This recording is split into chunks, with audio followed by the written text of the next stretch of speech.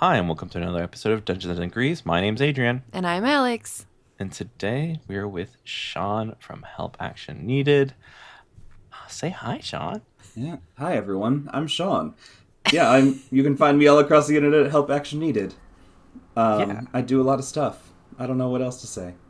Oh, we'll get into it. Essentially, Yeah. I met Sean through a game of Alice is Missing, and Oh. yeah, so I finally got Oh. to play it for the first time, and I got the brother role, and I'm like, oh no, this is like I can feel this a little bit more.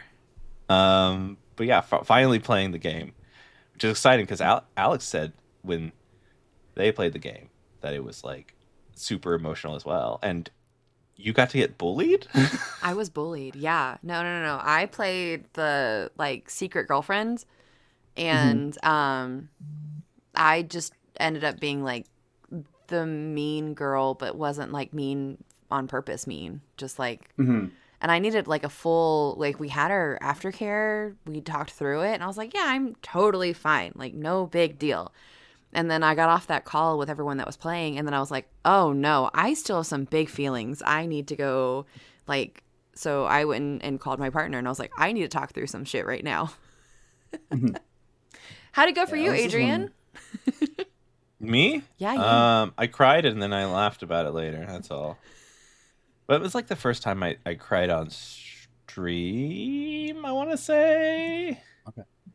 So, a big first. I think I've had tears, but I haven't had that many tears where it was like a lot. And it's easier to compartmentalize it because you're not voicing anything because when you're crying and have emotions, your voice cracks, and when you hear that crack, it just like the walls are crumbling down.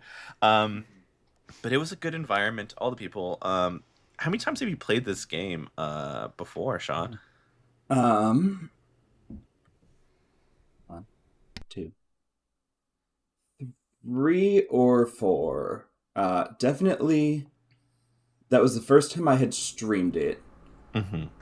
and so I think I had played it twice before offline, and then once before using the that pixel table like interface when they're like, "Hey, can Yeah. people let us know if it's good?" So I'd done it on there before, and then the first time doing it on stream was with you and the rest of the table we had. Which brave to anyone willing to play that game on stream because it can go so many places. Yeah. As someone who's played it multiple times, what do you think is important for someone that is going to play this to know about it? Yeah, I think it's definitely the first thing to know is like know the people you're getting into it with. Like it's not a game just to be like, hey, who wants to go to the library and play a game if Alice is missing? Part of it is because it is so like interpersonal and like we did like our mini session zero beforehand. With some of the tables I've done it with, we've done like full like what do we need to talk about just because I knew some of the people in it. So definitely knowing who's in it, and then just kind of knowing like how the others are going to take things because it's a very real game. It's not like you're in a fantasy world running around killing dragons. You're teens living in high school who are going through a lot of the same things that the players have often gone through. So knowing that it's a game that it's okay to stop. Like yeah, there's that 90-minute timer and there's that amazing playlist. It's okay to pause the timer and be like, hey, we clearly need a break from here. Let's take that break. Yeah, no, for sure. Um, it's quite intense, and I think I got lucky with having such an amazing table. I knew Mika, and that's basically it. Yeah. But because I felt like I've played with Mika so many times that I had that like safety person there. And Mhm. unfortunately, me and Mika's characters just kind of butted heads the whole time, which Mhm. was like great. I don't have to like be an asshole to anybody else. Mhm. But it was still good, and I trusted Mika enough to feel like whoever Mika trusts, I can trust, kind of thing. Mika is great. I know we've done lots of things together, and it came about. The like stream game just came about because when Hunters made their first Threads post, and it was like, "Hey, Alice is missing. Has anyone seen her?" And then Johnny from Talking XP was like, "Oh, anyone know how to play the game?" And then suddenly, like 20 people in the comments were like, "We'd all love to play." And I was like, Hmm. "Oh, I'd like to play it." And because of Sean, you own the game and you have a streaming channel. you can play it, and here's an entire list of players who want to play it. I think you were on the comments there on Johnny's Yes. post, and Mika was like, "Oh, Adrian's great. Let's get them in." And so I'm really glad it worked out. Yay! I'm glad. I'm glad I have the endorsement of Mika. What I don't know as- how easy or hard that is, but I enjoy it either way. Yeah. I don't what, think I've met anyone from Mika that's not great, so I feel like it's a pretty good bar to be succeeding at. Hell yeah. What were you saying, Alex? I'm waiting patiently. Go for it. That's a really hard game to stream, right? Because like there's no talking. So what made you say, you know what, fuck it, we're gonna put it on online? Partially because I was like, hey, I don't have anything slotted for December, and I feel like I need to do something. But also, my main podcast is D&D, and I enjoy playing D&D, but D&D is not my favorite system. I really like systems that allow you to have complex characters and be sad. And so I was like, this is a game that I really enjoy, and that I don't think a lot of people know about. Like, a lot of people know the name Alice is Missing, Yeah. but a lot of people will say like, oh, I don't actually know how to play it, or I don't know what it is, or I don't know how it works. And the interface for it to play online has a streamer button. Like, you just hit it and it pulls up the thing that everyone can watch all of it. I'm like, well, we have all the resources, so is anyone down to do it? Kind of like, I need to fill space, and also I want to show more people the game. And it's really easy. All I gotta do is hit this button, and then also line up our faces, which got a little weird because the boxes moved at one point, so I'm just quietly sitting on stream moving our boxes around. But yeah, it was a bit of convenience. It was just kind of a bit of convenience, and also a bit of wanting to show off the game to people that didn't know it. Mm-hmm. Yeah. And now it sparked, like, I think I have 2 more coming up. Ooh. That people have seen it, like, oh, I want to give it a try, and I want to play it on stream. Yeah. I want that connection, and now people just are asking for it. People are all just really wanting to be sad and go through high school emotions again. That's wild. We are wild. We are wild. Listen, I have it. I can like grab it and play it myself, but it's gonna take a lot for me to be like, yeah, I'm just gonna go play it, because like there's gonna have to be aftercare set up, and I can't. And Adrian, you say this so candidly, like it's no big deal, but if you're playing the brother, I would lose my loving mind because I have siblings. Like, are you kidding me? I can't stand my siblings because I'm the oldest, but like it wouldn't even matter. As soon as someone's like, hey, we can't find your brother or sister, I'd be like, what the fuck you mean you can't find my brother and sister? And like I feel like for me, I'd be like, that's probably the one rule I would be able to, I would actively say I can't do. Like, listen, it's unfortunately happened once before when I went to LA with my sister. You're right. Yeah. She just stopped answering her phone, and I'm like, you have my car, and I'm in a town that I've never been to, and I'm gonna have to go find you at Venice Beach. Okay, let's figure it out. And so many things were running through my mind already, but it was intense. So like, I mean, I felt it, so I understand the heat of the moment, the anger I had at that moment, and I kind of, it wasn't fully betrayed. You know, if I had that portrayal, it would be fully unhinged because, you know, you're finding someone that you care about, and you are powerless, unfortunately, and you have no information. So, Man, been there, done that. I lost Rosie for 10 minutes this morning because she got caught behind a gate, and I just clipped her so she doesn't have a collar on. And in the 5 minutes, I was already like, I felt it creep. I was like, no, you're not going to be able to do anything if you keep ramping up this emotion. And that's a dog. Yeah. Like, human. That's your dog, you know? Yeah. It's your baby. That is my baby. But, like, then I can at least pretend like she's taken care of in somebody else's arms. But also, my siblings. Not the same emotion? I think it'd be worse. I really think I'd fight somebody. I really think I'd have to have a punching bag next to me. Interesting in that game how quickly like the Jack character resorts to wanting to fight someone. Like every time I've played it, everyone that's Jack is like, I'm gonna go hurt someone right now. And I think it's just a very real emotion, and it's like when you especially in that game when you literally can't do anything. Like, Yeah. I want to get this anger out, I want to go hurt someone, is what most of the jacks resort to, and I think that's very interesting. I mean, yeah. And then you can't, like you said, you can't do anything. So then you switch to the other human thing, and that's to hurt other people, like with your words, and to be really venomous. And is that Which is how something you I experienced it, Adrian? Yeah, well, me and Mika were yelling at each other. Like there was like points of lull where we'd calm down, and then Mika would say something out of pocket in my mind, and I'm like, "Yo, fuck you again," and then it'd just go back off fighting. I'm like, "Fuck you, I'm not talking to you. You're a piece of shit." Things like that. And I like the interface. Well, I wasn't paying attention to the interface. I was too busy texting everybody. But like, you see the chat logs like underneath everybody as I scroll up, which is super cool. Watching people just kind of other people being able to see that part of Alice is Missing. Do you find that there's a difference between knowing that it's streamed and then like the idea of a personal game? And that's for either one of y'all.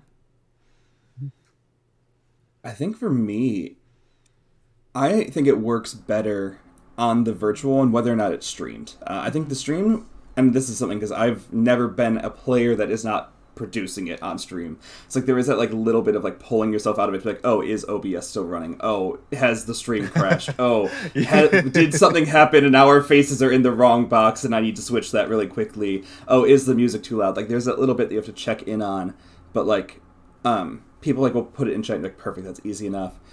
But then it's really easy to hop back in. The other thing I found weird about streaming it as production is when you look over to check that, like you could see like the argument between Mika's character and Adrian's character, be like, oh, they're really going at it. I want to watch this. Like, wait a minute, I am also playing this game. I need to be here, which you don't get in the like physical in the same room one because it's all on your phone. But the way that the online one does all the card pacing and everything for you, it's really nice. There's never the question of like, well, the cards are laid out and everything, and they're meant to be flipped at the time, and it's well done.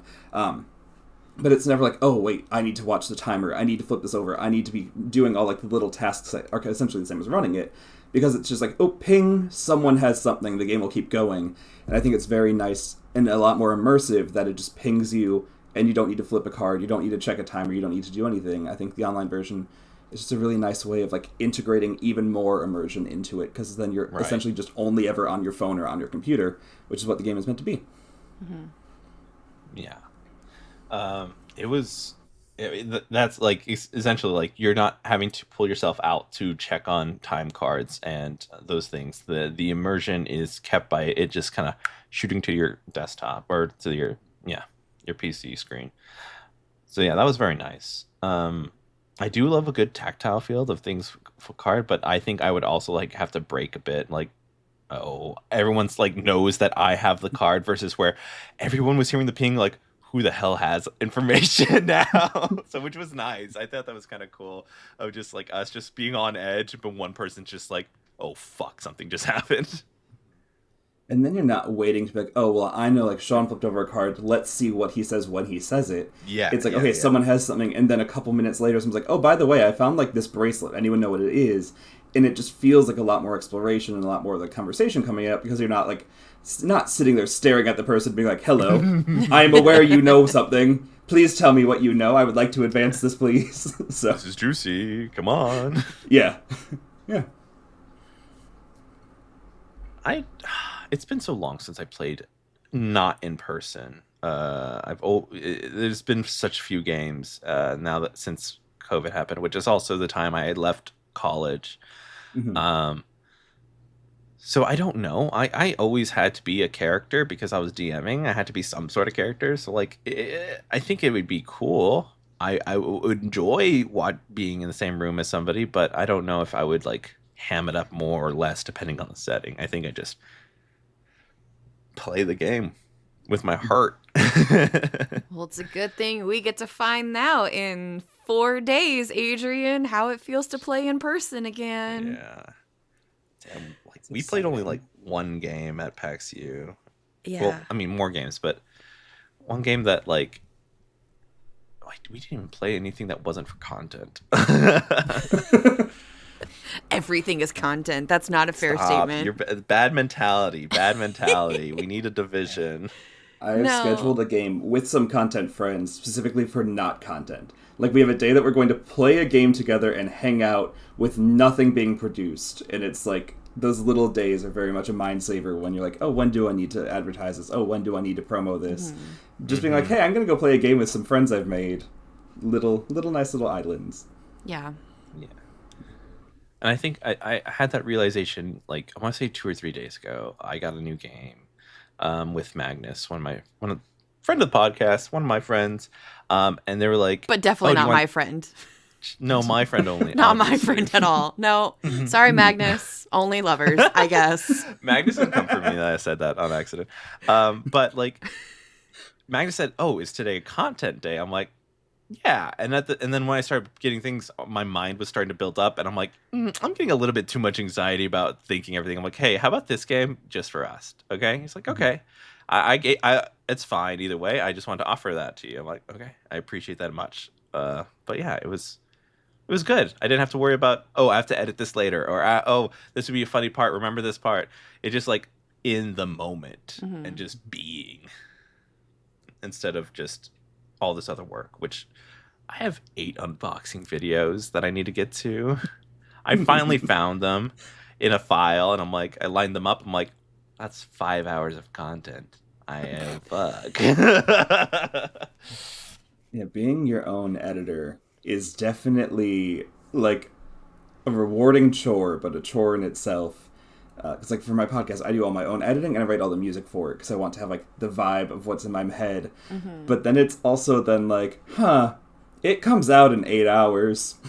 I really need to get this done. And we have a proof listener that I send it to in case like I miss anything or in case there's like a sensitivity thing that I forget to put in the content warning or anything. And he's very nice.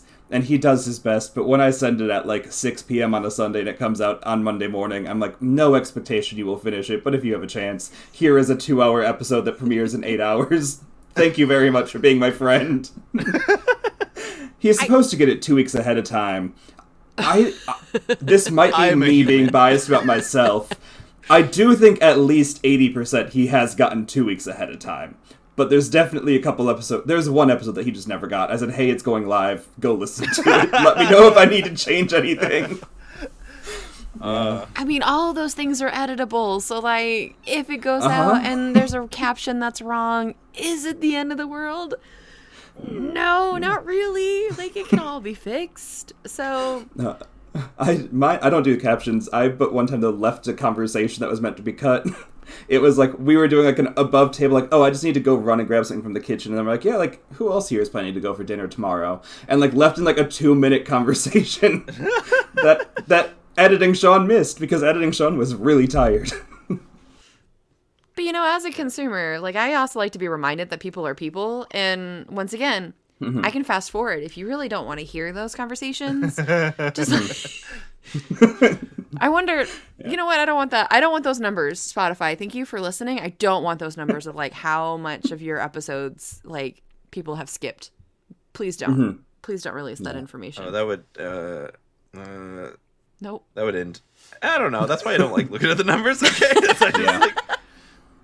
I just put things out. Okay, Spotify said I had 44% growth. I don't know what that number's supposed to look like right now, but hey, that's growth, and I'm not going to look at why or what. I'm just going to let it happen. Yeah. I saw a TikTok this week that attacked me, and it was like, or not, it was. I actually think it was an Instagram post that was like, create more content than you consume. And I was like, oh no, I don't like that. What do you mean? Because I was like, how do I quantify Hustle that? mindset, grind set, man. Like, oh, gross. I think it was supposed to be more like, oh, go and touch grass, right? That level of, but like for me, I was like, okay, so if I like scrolled aimlessly on TikTok for an hour, then I should be making like 2 hours of content. But then you talk about like editing and all of that. So like, is it the amount of work time or is it the amount of content hours I'm actually putting out? And then my like, it was just, I was like, this is probably not the point. It probably just was wanting me to go like breathe outside air. Yeah. That's it. But even just you saying that, fully understand why someone would feel attacked by it, especially like, the word content. Like, if it was like create more memories and like you scroll, great. Go do more work. That's so much. That's all I heard. Sounds like Yeah. my 9 to 5. I'm so sorry. And this? Okay, my bad. No. Y'all have a 9 That to is the nice 5? part about streams versus production is that, like, a stream you have to do a lot of like stuff on the front end to promo it, but then you don't really need to do anything on the back end. It's like, yay, it was done, hit auto upload to YouTube, hooray. Versus stuff that's more of a production. It's like, okay, now we gotta go through and produce this. We had the fun playing the game and no one was watching. Now let's make it look good for when people are watching. Mm-hmm. Yeah, no. That's basically what I do for my Friday games. Just, I did enough. This is supposed to be relaxing for me. This is just a usual game with friends, and that's it. It goes up. That's it. We're done. On to the next thing. I have other things to edit, like the podcast, which is, which I'm doing. I'm doing good. I'm doing good right now. I'm doing good. I need to catch up, but I'm doing good. The number of times you said you're doing good makes me think that you're not doing good. Like I'm it was behind 4 episodes. Yeah. See, it felt. I was right.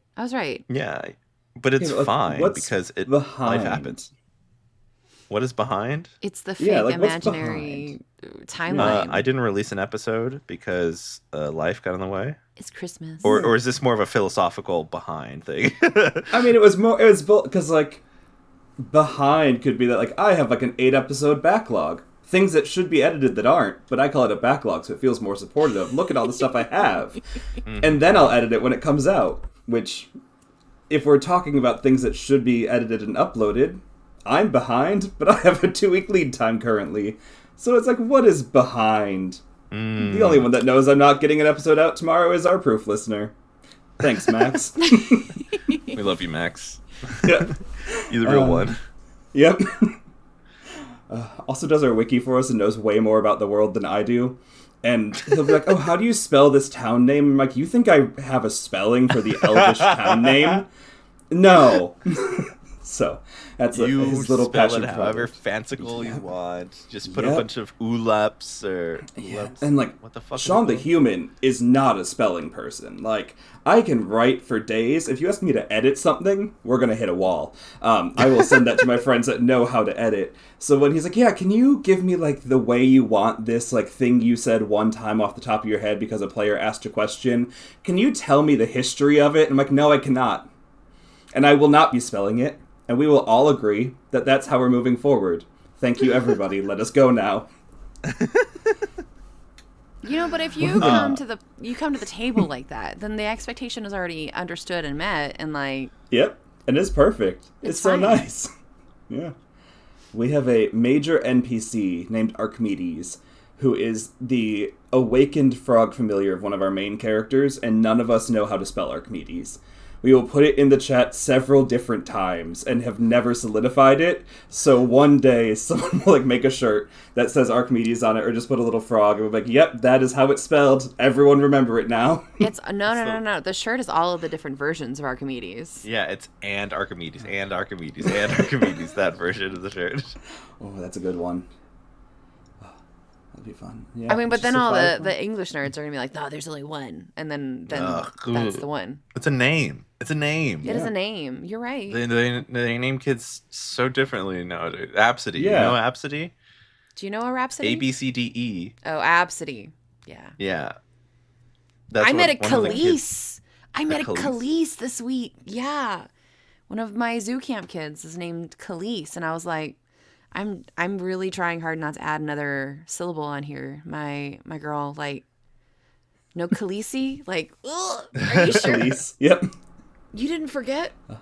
You didn't forget part of your name? Khaleesi? Because that sounds right. It's fine. A fun question. You didn't forget part of your own name. You sure about that? How many games do you run, Sean? In terms of like ongoing, or in terms of things that are happening, like 'cause I run. Let's start with ongoing. Yes. That'll be a short Okay. list So, instead of the one shots. Yeah, one current ongoing game which is just our 5e podcast. Rules adjacent is our official description because, again, I don't like a lot of rules. And a lot of the times the players know this, and it's one of those like table expectations of like, hey, can I do this cool thing? I'm like, yes, of course. And, like, do I need to roll for it? I'm like, no, not at all. We are so narrative focused that we spent 3 episodes repairing someone's childhood farmhouse. Like, I'm not asking for a strength check to build a farmhouse. So we are officially labeled as a rules adjacent 5e podcast. So that's the one ongoing main thing that I run, and then have just an entirely off-stream home game. That is, we rotate the GMs, so that's nice, but I end up running it more than others. Just because, like, timing and stuff, like, Okay. You can throw together a story very quickly. I would like to prep, where I am not a prep person. I'm 100% improv. So when they're like, you can make something this week, I can't. We'll do that. And then there's an upcoming game that's going to be a 6-part... 6? 8? I think it's 6. 6 sounds right. 6-part mini-series that I'm going to be running, that's going to be fully produced on our Twitch and YouTube, and that's going to be inspired... It's, like, very loosely inspired by the concept of Agatha All Along, where it's going to be 4 characters who are all from different timelines that have magic and stuff, and they're going to be going on a quest to either, like, save themselves, save their partners, or gain more power. And the whole concept is how much of yourself you're willing to lose to get your end result. And it's going to be a mix of 5e, Kids on Brooms, and Blades in the Dark. Because I wanted to have a lot of improvised magic, and 5e does not do well with improvised magic at all. And so they are starting with a 5e character, and then we have a role kind of like Kids on Brooms. And then we have a stress mechanic from Blades in the Dark where if they take too much of the weave, it will start eating them. And there's, like, a boons and benefits and buffs table where, like, depending on their levels of magical exhaustion, they, like, get better spell saves, but at the same time, they permanently lose 1 stress slot. And so they get to, like, play around with, like, how much they want to, like, help themselves out versus how much they're going to further hinder themselves as they go. Nice. So, yeah. Do you find that difficult to meld these things together, or because you're so, like, improvisational that it's just like, oh, this just makes sense if this is how it goes? Yeah, in my brain, I throw things together all the time. The hardest part was during the session 0, putting it in words and on a Google Doc to show the players, like, hello, Right. players, this is what I have in mind. Does this feel, like, 1, does it feel good? And 2, does it feel fair? Like, because I don't want to go into it with this expectation, then you're all like, oh, actually, this is wildly difficult and unfair, and I'm not enjoying it. So that's the harder part for me, is being like, yes, let me put it in words, and then let me show other people that part. The teaching aspect. Yeah. Pulling the information from your brain into a physical form, which is like, this makes sense, but how do this makes no sense right here. Yes, exactly. But the actual, like, pulling of it and all, I find very fun. I do it all the time, really. It's like, especially if I've, like, just been reading a system, I'm like, oh, that works really well. And then I'm in a different game, and I'm like, oh, I liked what they did there. It's not a part of this game. Can you do this? And, like, we'll resolve it this way because it feels a lot more situationally appropriate than the way that this game runs it. And we're not going to do it for everything going forward, but this one specific instance, we're going to do it this way. And most of the time I find that everyone at the table is like, oh, that's really cool. That's a fun way of doing it. I like that we were able to, like, bend things to make it work. And that's also why I like learning so many new systems, because there's so many, like, fun, like, I feel like every, like, indie game has, like, that one rule in there that's just really unique and cool to it that you can pull for other things and be like, yeah, it's like, I'm not going to be running that system forever. I may not even ever play that system, but knowing this one thing that game designer made is really cool and helps me run other systems. As we get into the new year, is there any games you're looking forward to, like, learning and stuff like that? The game, I think it's called, I'm going to look up the name real quick. Yes, I don't want to get it wrong. I think it's called The Time We Have.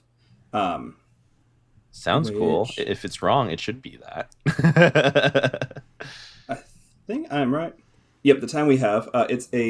The official name appears to be The Time We Have, a tragic zombie TTRPG. It's a game about two brothers who have been like surviving like the zombie apocalypse and everything. And then as they're getting back to their safe house, one brother gets bit.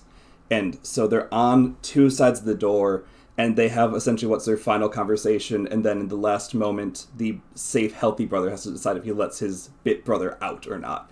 Like either choosing to like leave him behind the door or allow him to roam free as a zombie, essentially. I have not played it or anything yet because it's not out yet, but I talked with the game designer at PAX and I saw that people have done like early previews of it, and it looks very fun. It's a 2-player game. I love like duet and small group games, and I really like when things can be sad and tragic and emotionally complex and vulnerable, and so it seems very much right in my like little vein of, ooh, this is gonna hurt. Let's have a very fun time with it.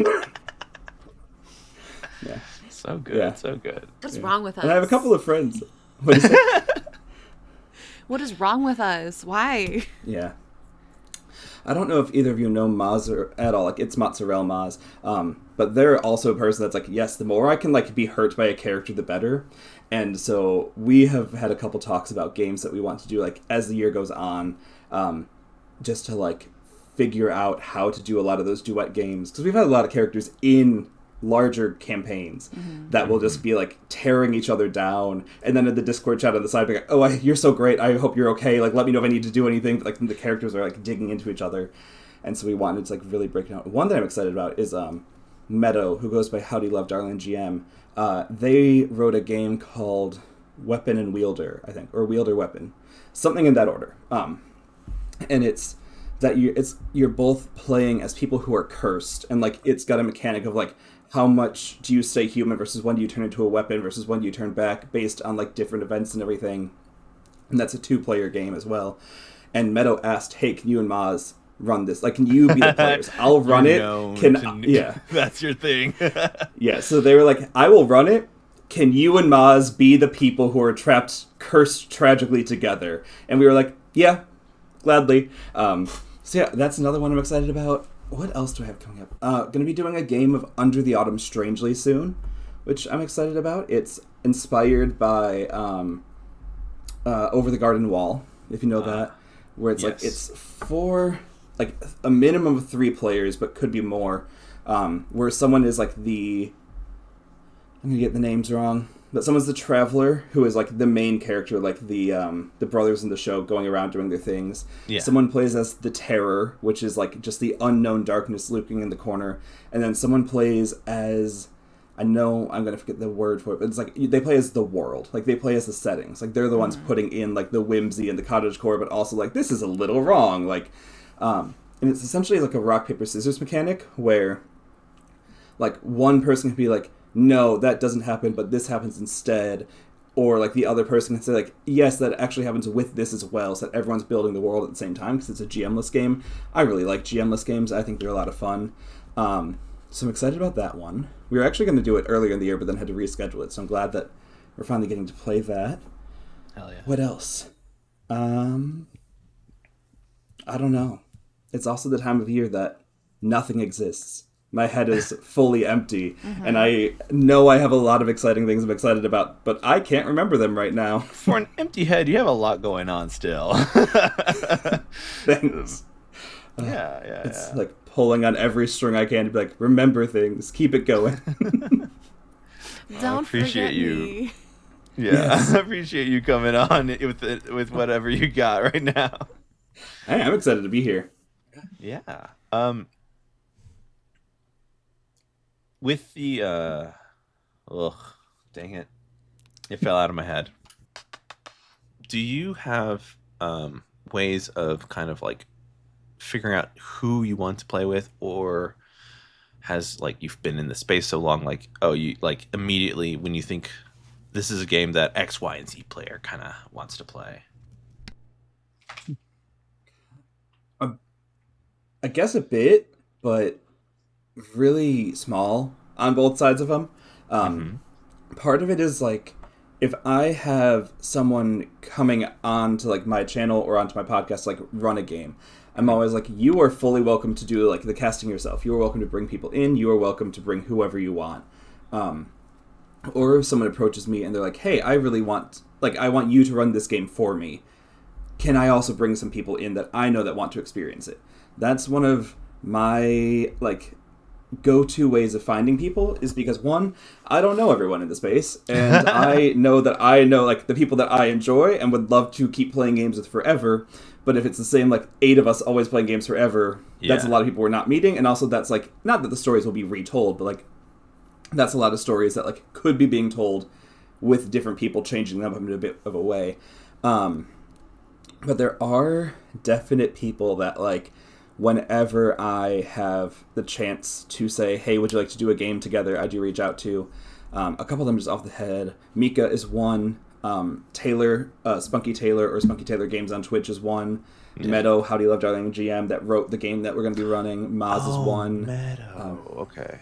Sorry. Yeah, I met Meadow the other day. Or not the other day. At PAX U. Yeah, last week, right? Exactly. Yeah. Last week. Yeah. Yeah, they're awesome. And then from there, got just a couple other people that are or from there, Miko will be like, hey, this, or if someone's posting online is one way that I know Taylor finds them a lot. When we did our Code Lyoko game, Taylor posted on Threads being like, who is interested? And that's how we found the person that ran it for us, because Mel over on Storyteller Squad and Records of the Realms ran it for us, which was very kind, because we didn't know anything that we wanted to do system-wise, and that's I figured out the Glitter Hearts game, and the mechanic of it was Mel was like, this is perfect. So got that, and then I do think if it's something that's smaller, that's kind of when my brain goes, oh, I think me and these 2 people are who can really tell this very well. Or not even me, I will produce and these 3 people could do a really good job of it. Or oh, I know this dynamic is I know that this is a fun game. We're not going to bring the let's be sad people, because that's just going to bring it down. Let's bring in some of the people that I don't get to play with as much, because they're always they're the people that are wanting that happy story, wanting that let's have a release, which doesn't mean that they don't have bits of tragedy or don't have bits of complexity, but it's the people that are I want to play Sugar Plum the Gingerbread Man, and I want to go on an adventure where we save the Candy Princess. Mm-hmm. That's not a game that I typically play. It's not my typical vibe of storytelling. Gotcha. So sometimes it's when there is one of those, I have some friends you are much more this vibe than some of the other people I would typically ask to do a game. And so it's fun to reach out to them, which is why I also like to learn so many systems and have different things going on, because then it's oh, there are people that'll fit this really well. Let's see if they're free, and also let's see if they know other people that would fit the system really well, because I like to meet people. It's fun. That's good. Yeah. The basis of this podcast, essentially. I know what you're talking about. Shut up. Oh my gosh. You're just now figuring this out? Just now. Listen, why do you have to scream that at me? There's a lot of things that I learned just this year that I was like, oh, wait, I think I've misinterpreted this the whole time. What do you mean? Adrian, I didn't realize that you actually liked me, not liked me, right? What not do you mean, romantic. me? Yeah, you. No, it really wasn't until this year that hit me, and I was like, oh no, I think this dude actually not like that, but as a person. No, but yeah, you said like me, and I'm like, no, not like, right? Not like, but it actually. Not like a like, but like a like.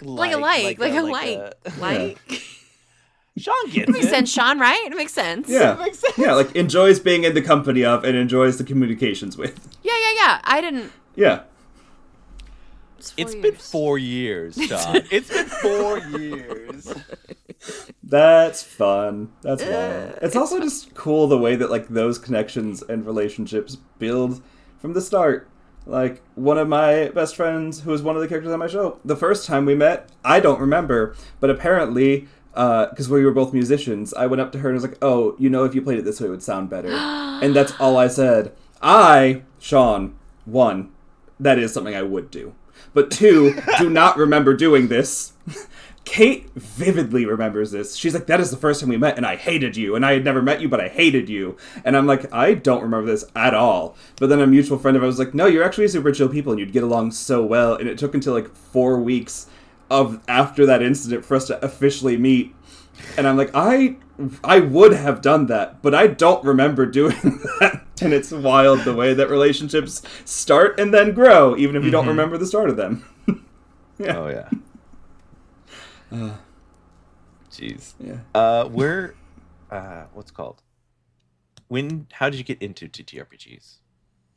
Yeah, it was very much during the pandemic, because I had known about them beforehand, but not really engaged much in them. Partially because like none of my friends did them, or like no one in my social circles did them or knew about them much. But there's a video game channel based in the UK that I really enjoy, and they started doing D&D during the pandemic, and I was like, oh okay, well I will watch this. And then I went, this is not a video game. Interesting. And like bounced off of watching the first time because it was like, this is not what I'm used to seeing. And then it was like, well, I'll give it another try. And so I was like, oh, that is very fun. And then I was like, well, all of us are sitting on Zoom all the time. Not all of us have the same consoles or like a game system. We can't play card games. Let's give this a try. And then we did. And it was a lot of fun. Definitely started with way too big of a group.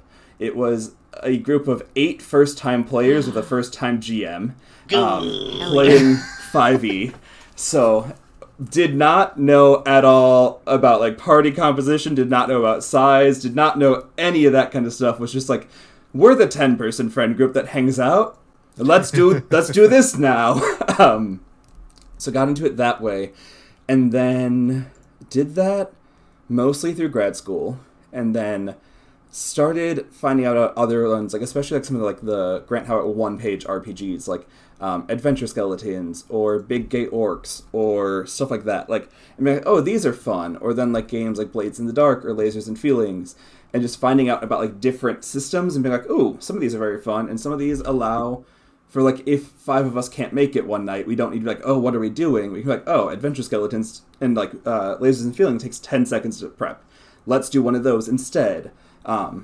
Also had been a couple of other friends be like, hey, we would like to do this. And like by that point, we're like, we cannot have a 14-person party. We have learned that 8 is bad. So started GMing that way with like, yeah.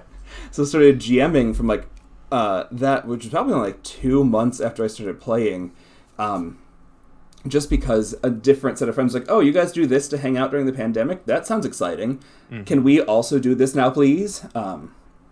Which was how I got into GMing. And then I feel like since then I've just never really stopped learning new systems. And also like it was the reason that I got into like doing it as a content type thing was when I finished my grad thesis, I went, I need something that will keep me accountable to submitting something for people to look at every 2 weeks.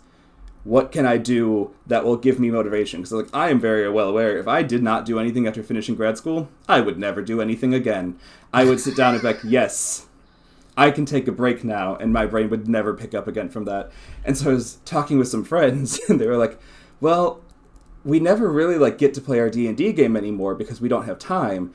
If we sat down and recorded it and put it into the world, even if nobody listened, at least we'd get to play together again. And I went, and I could edit that on a 2-week timeline, and we could put that in the world, and that would solve several problems at once.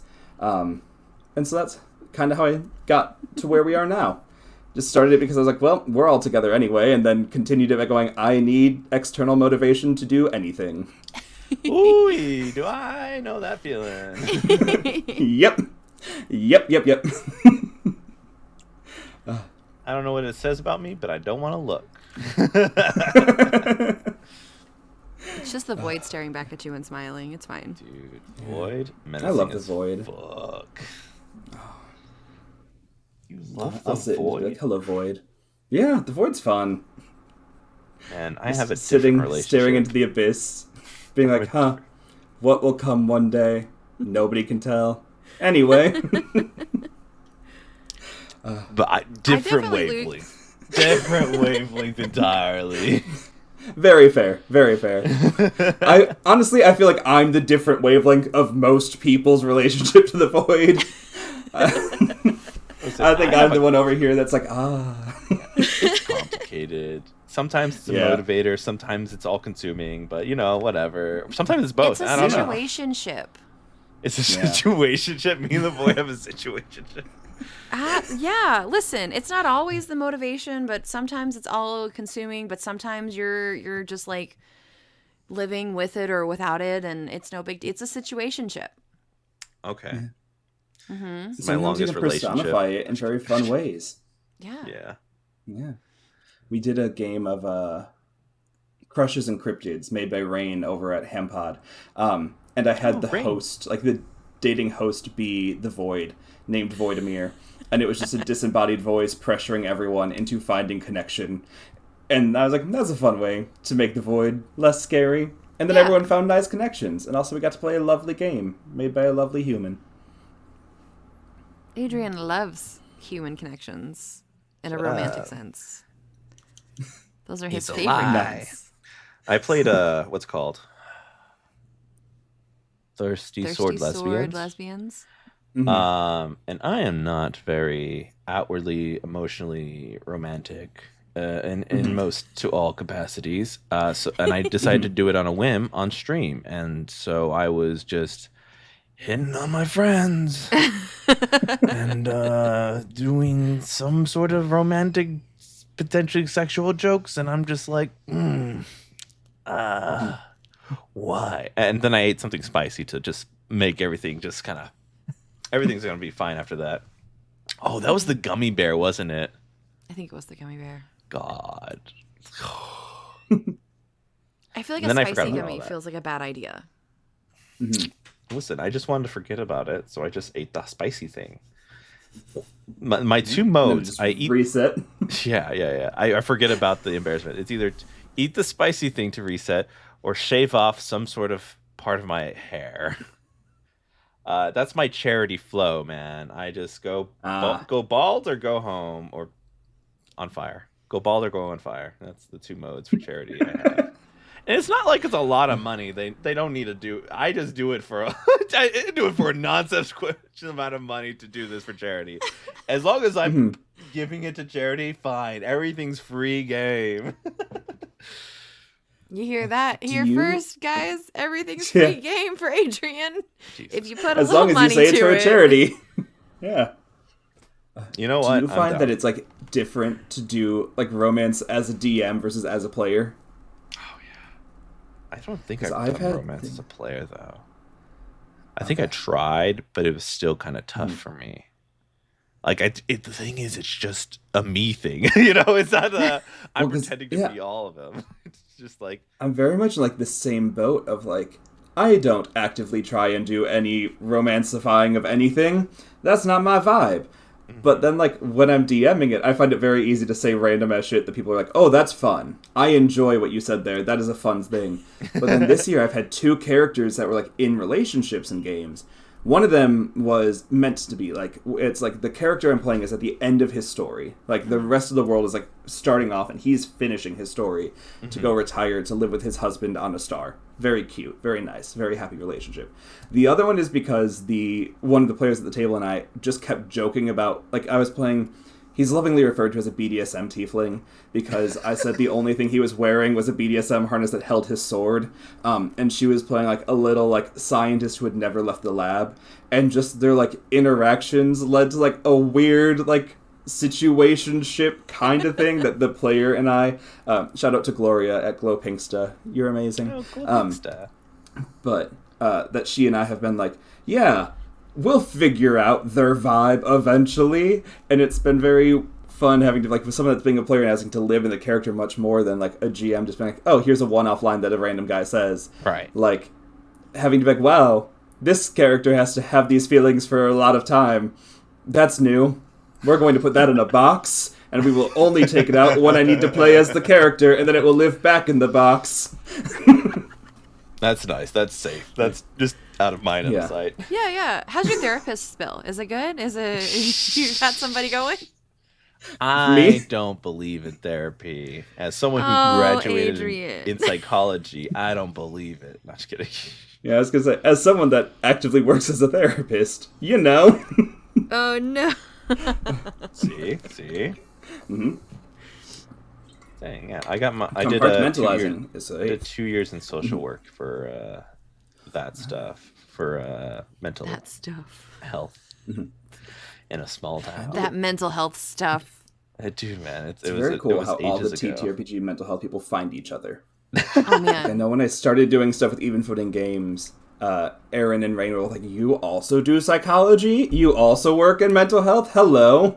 And now it's just like a little like the group keeps growing of mental health people in TTRPG world. Yeah, now I'm in bingo. That big bingo. I have to. Ugh. It's a different kind of world. It's helping people in a different way to lose all their money, apparently. Yes. I was gonna say, is it helping them or is it just giving them? Listen, they clap when I fix things, so I don't. It sounds like I'm helping. Ugh. I don't get a clap when I help them get out of like that makes sense, Adrian. They don't go, good job. They just go, I have to think about that, and they leave the session. You know, that's still good, but there's no clapping involved. That's what got me out of therapy. There wasn't enough clapping. Wasn't enough clapping. Didn't feel immediately rewarded and validated at the end of each session. Yeah. It was just the. I wonder if that's why airplane pilots leave like flight school. Like, not enough people clapped when the plane landed today. I'm never flying again. I feel like the people that clap at the end of their flight, first of all, need to be like hit in the knee because like there's no reason. But second of all, if we're clapping because we landed, we did not have a good time. The whole time we were clenching. Everything. I don't want to be clapping at the end of a flight. I want to be like, I want the plane to hit and for my head to come up and be like, oh, I fell asleep the whole time and we just landed. Great. Mm-hmm. That's what I want. Yeah. You saying you're not a fan of planes? I am not a fan of planes. You I mean, fly I so much though. I What the fuck? Okay, do you know the TikTok trend? I don't know if you guys are on it, but like the trend right now of The like raw dogging? people, The flight? the flights. Yes, Adrian. Yeah, the raw dogging the flights. No, What does that no. mean? No, It's like and I don't know they don't what- bring any entertainment, and they just sit there and they don't do anything. They don't get a snack. They don't I get. They just raw sleep. dog a flight. I hate that for them. Why are you? That's Why am I no. there? I don't know, No, man. why are they doing? Why?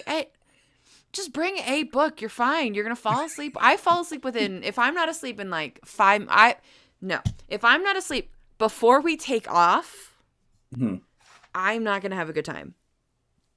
And what was the trend that you were talking about then, Alex? The trend is like it's just cute people like on like a Google map looking Earth and just like all of their little flight jumps. And I was like, oh yeah, I'm gonna try to do it. It's gonna be cute. And it stops you at 10, and I was like, oh, that didn't. I still have so much more travel than I did that I can't. And so that was the whole thing. It was just that you're correct, Adrian. I did so many flights this year. And This year's been a lot. That's all I'm gonna say. Yeah. No, but at this point I know what I need to like I know how my body needs to feel before I get on a plane or I'm not going to have a good time. And then like I've stopped throwing up on planes. Like that Deserves know. a clap. That deserves a clap. like sometimes I think landing in Indianapolis I was like I think I'm going to throw up. Was it Indy? No, landing in Philly I thought I needed to like sit on the ground and I was like no, never again. If I get too hot, like it'll start. And then so literally weird. like 3 days later, you had to do it again. You get home. No, like, but I'm serious. If I start to feel like a little warm and flushed, I'm like, oh no, and I'm like an old woman at a church, just like fanning myself. My arms are slightly Good raised heavens. up. I That's like a am. British man. If I don't cool myself off, I will throw up or like. So, it's not if I've got the fan going, it's not a good time on my row. I'll know not. now. Have you ever flown into Midway? I have flown into Midway, yeah. Okay. That's my favorite airport to land in because the tarmac is so short that it's just like, and stop. Have you? So that's Midway is fun. Boston Logan is fun because it's like right there. Like you're like, oh my god, the runway, we just landed on it. And how did we do that? We just were over water. But yeah, I love shit like that. Yeah, that's not which one in New York. I think it was LaGuardia I flew into. One of them, like you literally are like over the ocean, and suddenly you land. You're like, I didn't see road. Where did road come from? Nope. Yeah. Nope.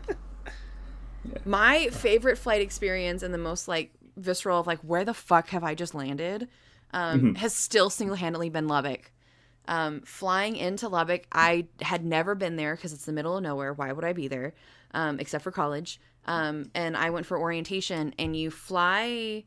It's like 200 miles of just like cotton fields. So there's these like big circles and these like square patches of land.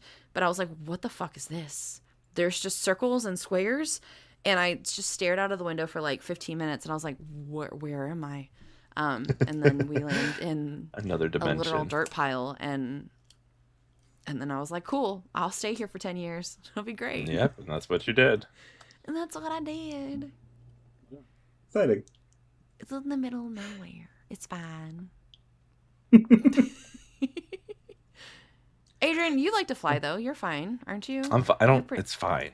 Okay. It's like yeah. the anticipation. Once I'm in the air, it's all in God's hands, so I don't care after that. That's how I But feel you about know, things. But God. Yeah, well, what are you gonna do? What are you gonna do? okay. Fix the plane? Oh. You know, like if it's going down, it's going down. I thought of, like, I do have anxiety sometimes, and it's just like, how fast can I pull out my phone to do a final goodbye? You know, I mean, those thoughts cross my path. I'm like, or I could sleep. I'm gonna do that. Go in my sleep, baby. So then that's how I get over the fear. But other than that, yeah, everything else is fine. There should be a TTRPG about planes. Like, I would I don't be know surprised how. if there isn't. Yeah, I'll have to look that up. yeah, for sure. yeah. I guess we have one more question that we usually hit. What was your first character? My first character was a tiefling warlock in D&D named Felix, and he was a fiend D&D, not fiend D&D, the pact of the fiend. I think that's what it's called. I should know that. The fire one. Your standard tiefling warlock. Yeah, I gotcha. And he was just a little guy that part of it was because we had an 8-person party. Like the people he liked a lot. The people he didn't like, he really didn't like, including some of the other PCs because there were 7 of them to deal with. And yeah, he was what was his? Oh, his story was that his grandma was an archfiend, and he just wanted to make her proud, but the only thing he could do was set shit on fire. And so he was like, I don't know how to make this work, so I guess we're just gonna burn everything we come across that's mildly inconvenient because the rest of the party wants to burn everything, and they make him seem like he knows what he's doing. Hooray! Hooray! So, yeah. It was fun. Yeah, he eventually took a couple levels in Sorcerer, so it was a Sorcerer Warlock multi-class. Nice. But yeah, and then yeah, that was it was English, Sean, English. We did like Lost Mines, so like not the longest campaign. There was no real arc or anything, but that was who he was. Felix the Tiefling Warlock. As someone that does a lot of content, do you like looking at modules or things like that, or is it just like I'm an improv it? Oh, it's whatever, man. No. I am an improv person. I was having this talk with a couple people. So, the Festive 3, the Christmas game that Janelle wrote, Boss Jellybean, on stream so many times I had to say, I am trying to run this as much as Janelle wrote it. Yeah. Because part of it is because I'm so improv heavy that it's like, if there's like chapter 10 has like, oh, they should learn about this thing here in chapter 10 so they don't go off course, but then in chapter 3 they find it, or in chapter 3 they do something that wildly changes what should happen, I'm like, no, I'm going with what you've done. I'm rewarding the actions you've chosen as players, and I know you can do that with the module, and I know you can do that with a pre-written adventure, but my brain is like, no, it's much easier for me to just have nothing in front of us and build the world with the players than have this book telling me when they should find stuff. Right. The only module I feel like I have run successfully is Curse of Strahd. And that's like, I feel like that's a very rare exception in modules of like, it's so open and it just has so much oppression that no matter what happens, it feels right. With other modules, like, they can get very railroady and very straight lined, or some of them are like, the first 5 chapters are like, okay, do A, B, C, D, E, F, and then you get to chapter 6, and it's like, now do what you want until this happens. And it's like, it could take the next session to find when this happens, or it could take 6 months to find when this happens. Like, if you don't say, go to town X and do object Y, the players might never get there. And then, like, I've been in a campaign where that happened, and we as players were like, hey, GM, please force the plot. We clearly don't know what's happening. We have been running around for like 3 months, and we would like to. We're having fun doing side adventures. We would like some story again, please. And that GM was like, "Well, I don't want to force any of your actions. Like, we are actively asking you to put us on the track again because we are so lost. We have no understanding of anything." And so I think that's part of why I am very much just like, no. It will be in my head. It'll be with conversations. Whenever I do world building, like the players, I always have them build their hometowns, or like whatever region they're from. Because it's like, if you grew up there, you know it far better than I do. So like that's something I really like also about like doing mostly improv stuff, is that you get to bring in the other players at the table and ask them to help build the world, or parts of it that are important to them, and then they get to feel like extra rewarded when we get there. I've also done things where it's like they reverse GM'd for me, where like the players wanted to run a scavenger hunt for the NPCs, so the 3 of them planned the session, and then I only played the NPC, and they ran the session as their characters running the scavenger hunt. Like, and you can't really do that in a module, so I like the freedom of improv and allowing it to kind of just go where it goes. Yeah. Do you have any background in improv, or is it just like, oh, I've been playing games, of course I'm going to improvise? That one. Yeah, me too. My theater, it's like my theater background is as far removed from actual theater as you can be, in that I am a musician and I did the pit orchestra. And so like I had to be at a couple theater rehearsals to like do the like lining up of the stage and the music. And then because of that, I had friends in the theater that I would like go see their like plays and stuff. But I've never been on stage. I've never taken an acting class. I've never done anything of like performative drama. So it all comes from the fact that I'm like, I trust my brain enough. I trust that I can tell a good story. I don't like being told how to tell the story that the book wants me to tell. We're doing it ourselves. Let's go. Yep. That's how I felt near like midway, like I want to say like 3 months into Curse of Strahd, which turned out to be like a 2-year-ish, maybe 3-year campaign. It was like, I don't like this. We're gonna do something a little different here. And they enjoyed it. Curse of Strahd. It was nice from my table that like they didn't want it to be like a 2-year campaign. They're like, we want to like essentially speed run it. So like, if there's a path that like would take us to some other thing that you don't think we'd enjoy, feel free to reroute the path back to town. Like, keep us on the critical path and then give us the side stuff you know we'll like, which was something I really appreciated about that, because there is so much time that you could just be out wandering in the mist and be like, hello, random encounter tables, hate them. God. I like, not to get on that topic, but like I hate a random encounter table, and so it's like anytime I can avoid those, I'm avoiding it, because it's like, oh, we're suddenly flying. This is like one of the games we did was Storm King's Thunder that someone was running, and we fought 2 things the entire time, several times. But we only fought giants and dragons, which cool for fantasy, but it's like, if in the world there are very few dragons, and also in this game specifically, the giants are like having a problem, why are we actively downing the giant population and having no issue with it? And why are we also attacking 8 dragons a week? If there are only 3 dragons in the world, where are the other 8 coming from? And so, this doesn't seem like we have a shortage. Exactly. We are like, I know the that shortage. Yeah, so like, and I know in that case, part of it is like how the GM chooses to incorporate it into the story, and like they could change the number or not, but it's like, random encounter tables, not my friend. And in improv, there isn't a random encounter table. It's, oh, what do I feel like they should fight right now? Or I don't do a lot of combat. I'm not a combat person. It's only ever like for the story, so often like the players will know like who they're about to fight and why, and often have like a lot of information on them. I'm not someone that really enjoys combat-based systems. I'd much rather tell the story about the slow collapse of a relationship than let's beat up 6 goblins. And, yeah. Yeah. You laugh, but I wrote a game called Over Coffee, which is like 2 friends agreeing to get coffee and the only way that the game ends is it's like either one person, they both say they'll go and one person chooses not to show up, and then the other person doesn't reach out, or just both parties don't show up.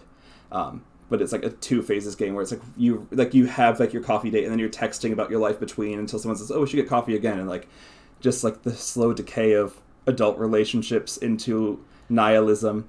It could also That's go well. just real life. Why are we playing I games know, that are literally because just it's real exciting. life? It's I like to watch it. It could also, people could be like, oh, we don't need to go back because we got married. We liked our coffee so much we are now like engaged or dating and showing it in that way. Not what I intended when I made the game, but it could be done that way. That. That's how the game worked. You made it sound like it's now real life, where like I am infinitely talking to one person and they're like, yeah, we should hang out. I'm like, cool, yeah, we should hang out. And then we don't ever that's real life enough. I don't, but thank you. But it's not for me. That one's not for me. It's not meant to be for everyone. I wrote it in the car talking to a friend on the phone.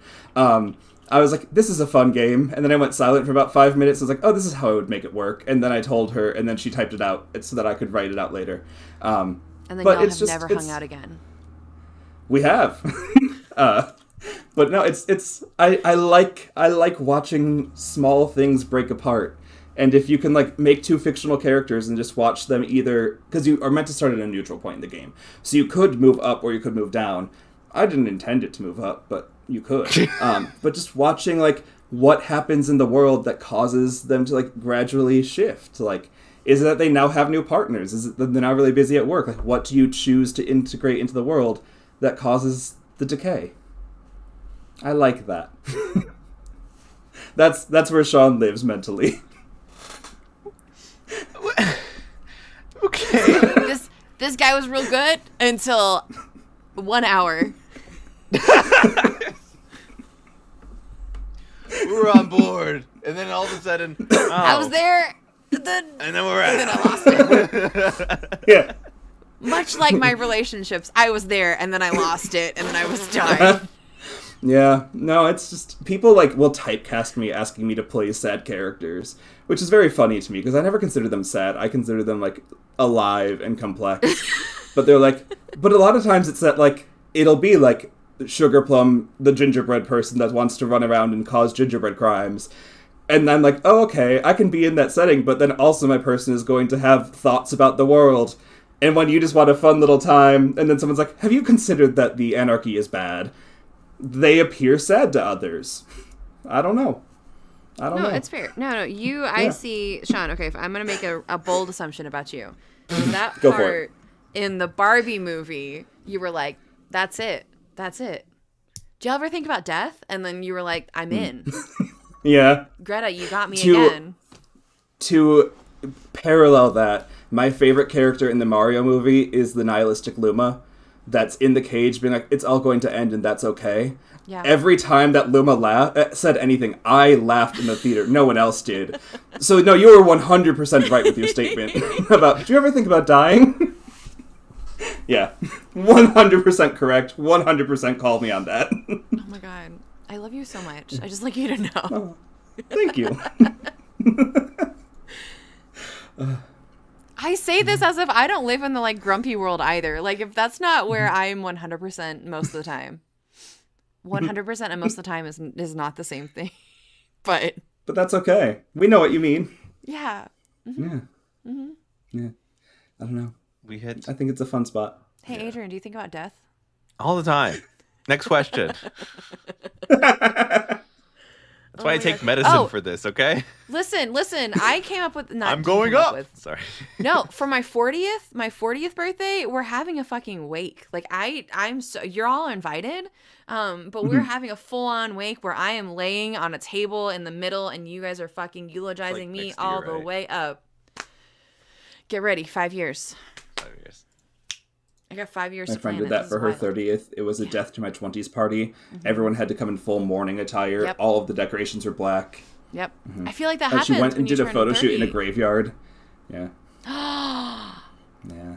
She has a friend that's a professional photographer, so she got like a whole morning gown and like went and did a photo shoot in the graveyard in October. That then was then the wedding, not the wedding. The birthday invite was sent as her like little like photo shoot / obituary. Yeah. You're liking this too much. I could have so much fun. I'm so happy I had this thought now, and I have plenty of time to commit to the bit. Plenty of time. Don't commit to the bit, okay? Don't commit to the bit, okay? Just do the bit, okay? Sean, where can they find you? Nah, you can find me all across the internet at Help Action Needed. If you want to see live stuff or face stuff on, what's that website called? Twitch. And then on YouTube. If you want to hear my voice and the voices of people that don't want their faces seen, you can find our podcast literally everywhere. It's Help Action Needed, a D&D podcast. And if you want to see me on socials, I'm more of a text-based person, so Threads and Blue Sky. But I post lots of pictures of things I'm doing to Instagram, and I don't do TikTok. I have one. I also have a Lemonade. I don't know what it is. I took it so nobody else tried to make an impersonating account. So I have things there, but mostly Threads and Blue Sky, and then you can see pictures of my friends doing things with me on Instagram, and then you could do my other stuff on the other spots I said. That's me. Thank you, dear listener, for joining us on another episode of Dungeons and Degrees. You can find us wherever pods are cast. Tell your friends, enemies to lovers about our podcast. Give us 5 stars. Don't be a dick. You can also find us on Patreon and Discord and a lot of social media sites as well. Dungeon and Degrees. We're doing our best. 2025. Here we come. That's it, Adrian. I've knitted this so differently than I did earlier. Anyways, thank you so much for listening. You're crocheting. You're not knitting. Shut up. These are supposed to be the same size. Are they tamales? Or not tamales? Are they tortillas? Thank you so much for listening. My name's Adrian. And I'm Alex. And I'm Sean. Go have some fun.